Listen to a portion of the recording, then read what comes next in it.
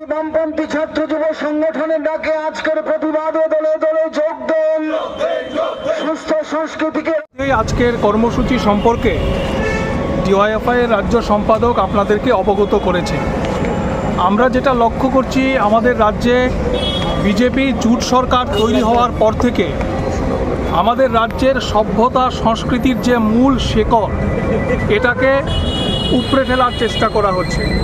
আমরা দেখলাম যে রাজ্য সরকার সিদ্ধান্ত নিয়েছে রবীন্দ্র স্মৃতি বিজড়িত এবং যে জায়গাটার সাথে শচীন কর্তার নাম যুক্ত হয়ে আছে, এই রকম একটি জায়গায় সারা ত্রিপুরা রাজ্যের সংস্কৃতি চর্চার প্রাণকেন্দ্র রবীন্দ্র ভবনের ঠিক পাশে রাজ্য সরকার সিদ্ধান্ত গ্রহণ করেছে এখানে একটি নাইট ক্লাব চালু করার জন্য।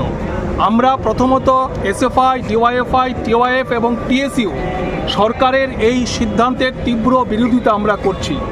আমরা মনে করি যে একটি নির্বাচিত সরকারের প্রাধান্য দেওয়ার বিষয় হওয়া উচিত ছিল শিক্ষার ব্যবস্থা করা, কর্মসংস্থানের ব্যবস্থা করা, নেশার হাত থেকে যুব সমাজকে রক্ষা করা, হাসপাতালে ডাক্তারের ব্যবস্থা করা।